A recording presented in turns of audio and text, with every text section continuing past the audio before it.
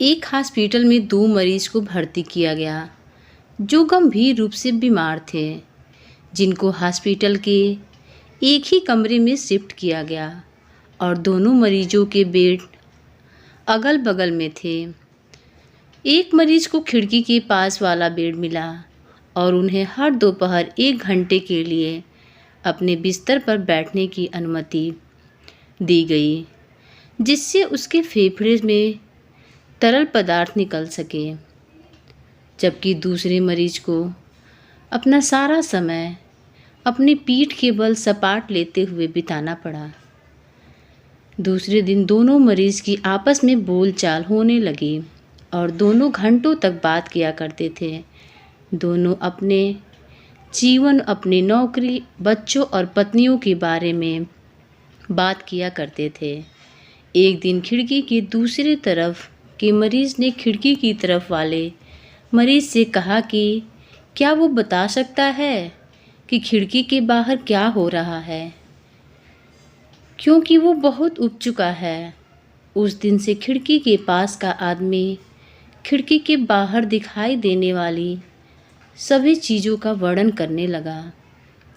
जब आदमी ने बताया कि बाहर एक सुंदर झील और एक सुंदर पार्क है, बहुत सारे बच्चे पार्क में खेल रहे हैं, बहुत सुंदर सुंदर फूल लगे हुए हैं, झील में बत्तखें तैर रही हैं, दूर सड़क दिखाई दे रही है जिस पर गाड़ियाँ आती जाती दिख रही हैं, आसमान में पंछी उड़ते दिखाई दे रहे हैं और शहर का एक अच्छा दृश्य दूर से देखा जा सकता है।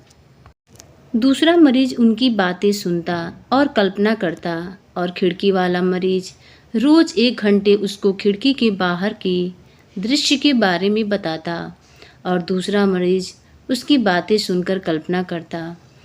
एक दोपहर खिड़की वाले मरीज ने बताया कि एक परेड निकल रही है जिसके आगे स्कूल के बच्चे हैं और उनके पीछे नौजवान। वो बहुत दूर है। क्या तुम्हें ड्रम की आवाज़ सुनाई दे रही है? हालांकि दूसरा आदमी बैंड को नहीं सुन सकता था, वह इसे खिड़की के द्वारा बताया एक दृश्य के रूप में कल्पना कर सकता था। इसी तरह खिड़की की साइड वाला मरीज रोज़ बाहर के दृश्य के बारे में बताता और दूसरा मरीज इसकी कल्पना करता। इसी तरह दिन और हफ्ते बीतते गए। एक सुबह हॉस्पिटल की नर्स दोनों रोगियों की स्थिति की जांच करने के लिए आई। पहले उसने खिड़की वाले मरीज की जांच की और उसने पाया कि वो मरीज मर चुका था। उस व्यक्ति ने शांतिपूर्वक अपनी नींद में ही अपनी मौत को गले लगा लिया था। शव को ले जाने के लिए नर्स ने दुखी होकर अस्पताल परिचारकों को बुलाया। उसके बगल वाले व्यक्ति को इस बात का बहुत बुरा लगा। 1-2 दिन बीतने लगे। वह उस मरीज को और खिड़की के बाहर दिखने वाले चीज़ों को याद करने लगा। खिड़की के बाहर झांकने और बाहर की खूबसूरत दुनिया को देखने की उम्मीद में उस आदमी ने नर्स से पूछा कि क्या उसे खिड़की के बगल में ले जाया जा सकता है। नर्स ने उसको खिड़की वाले बेड पर शिफ्ट कर दिया और बताया अब वो थोड़ा थोड़ा बैठ भी सकता है। 1-2 दिन में वो बैठने में कंफर्ट हो गया और बाहर देखने के लिए खिड़की की ओर मुड़ा। लेकिन जैसे ही उसने खिड़की के बाहर देखा, वो दंग रह गया। खिड़की के बाहर एक खाली दीवार थी।